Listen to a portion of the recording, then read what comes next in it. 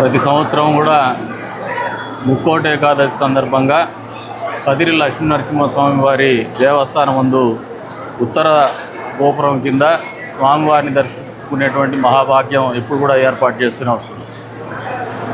చాలామంది ప్రజలకు భక్తులకి ముక్కోటి ఏకాదశి రోజున ఉత్తర ద్వారంలో తిరుమలలో దేవుణ్ణి దర్శించుకుంటే స్వర్గప్రాప్తి రస్తు జరుగుతుంది, అదే రంగ మోక్షాన్ని సిద్ధిస్తుందనే ఒక నమ్మకం.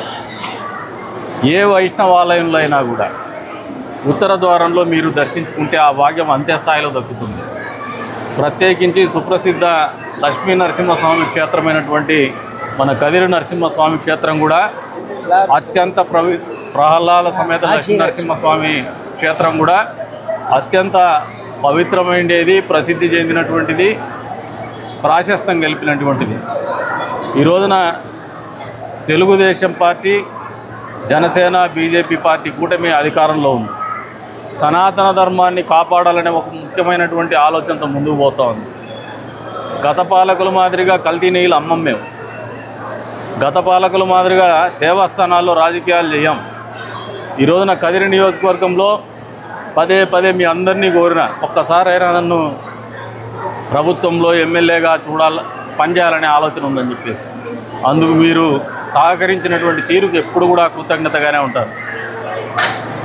అందుకనే ఈ సంవత్సరం ఏదైతే ముక్కోటి ఏకాదశి జరుగుతోందో మా శక్తి, మా ప్రభుత్వం యొక్క శక్తి, ముఖ్యమంత్రి గారి ఆలోచన ప్రతి భక్తుడు కూడా భోజనం చేయాలని మెనూ కూడా పై స్థాయి నుంచి ముఖ్యమంత్రి ఆఫీస్ నుంచే పర్యవేక్షించేటువంటి కార్యక్రమం జరుగుతుంది.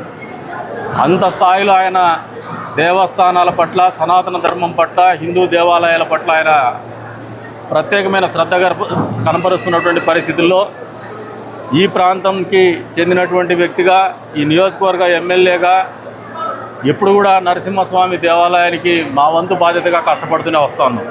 ఈ సంవత్సరం ఆ బాధ్యత 10 రెట్లు పెరిగిందని బలంగా నేను నమ్ముతున్నాను. ఎందుకంటే పేదవాళ్ళు ఎక్కువగా ఉండేటువంటి నియోజకవర్గము, పేదవాళ్ళు ఎక్కువగా ఉండేటువంటి జిల్లా ఇది. ఈ జిల్లాలో ప్రజలందరికీ చెప్తున్నారు, మీరు వ్యయ ప్రయాసల కోర్చి తిరుమలకు పోవాలనే ఆలోచన ఉంటే, చేయలేని పరిస్థితులున్నా, చేయగలిగినటువంటి పరిస్థితులున్నా మీరు అక్కడ దర్శనం చేసుకుంటే ఎంత మీకు మోక్షం దక్కుతుందనే ఒక నమ్మకం ఉందో అంతే స్థాయిలో ఇక్కడ కూడా మీకు మోక్షం దక్కేటువంటి భగవంతుడే మీ ముందున్నాడు. పేదల దేవుడైన, పేదవాళ్ళకు అందుబాటులో ఉన్నటువంటి దేవుడు. కాకపోతే ఏర్పాట్లలో ఘనంగా తిరుమలలో ఉంటాయి, కంటికింపుగా ఉంటాయి కాబట్టి, ఆకర్షణగా ఉంటాయి కాబట్టి ఎక్కువ మంది అక్కడే ఇష్టపడుతున్నారు. మా వంతు శక్తి వంచన లేకుండా ఆ స్థాయిలో మేము చేయలేకపోవచ్చు, కానీ మీరు అక్కడికి పోలేకపోయినామే, ఇక్కడ పోయినామే, అక్కడ పోయింటే ఇంకా బాగుండదు అనే ఆలోచన రాకుండానే ఆ ఏర్పాట్లు చేస్తామని మీకు మాటిస్తాను. ప్రత్యేకించి కదిరి నియోజకవర్గ ప్రజలందరూ కూడా మనస్ఫూర్తిగా సంతోషంగా దేవుణ్ణి ఆ రోజు దర్శించుకోండి. కుల మతాలకు అతీతంగా మా ముస్లిం సోదరులను కూడా పిలుస్తున్నాం. ఆ రోజున మీరు కూడా స్వామివారిని దర్శించుకోండి. మాతో అందరూ కలిసిమెలిసి చేసుకునేటువంటి కార్యక్రమం ఇది. తీర్థ ప్రసాదాలకు కూడా లోటు లేకుండా, స్వామివారి అలంకరణకు లోటు లేకుండా, ఏర్పాట్లు కూడా ఏ ఒక్కరికి ఇబ్బంది లేకుండా చేస్తామని మీ అందరికి కూడా మాటిస్తున్నాం. కాబట్టి మీరు కూడా పెద్ద ఎత్తున అక్కడికి పోతే ఇబ్బంది పడి ఖర్చు పెట్టుకొని, కొంతమందికి అవకాశం కూడా లేక కిక్కిరిసినటువంటి జనసందోహం మధ్య ఇబ్బంది పడే కంటే బ్రహ్మాండమైనటువంటి ఏర్పాట్లు ఈ దేవస్థానంలో చేస్తున్నాము. కాబట్టి మీరందరూ కూడా ఆహ్వానితులు అని చెప్పేసి మనస్ఫూర్తిగా నియోజకవర్గ ఎమ్మెల్యేగా మీ అందరికి కూడా పిలుపునిస్తున్నాం.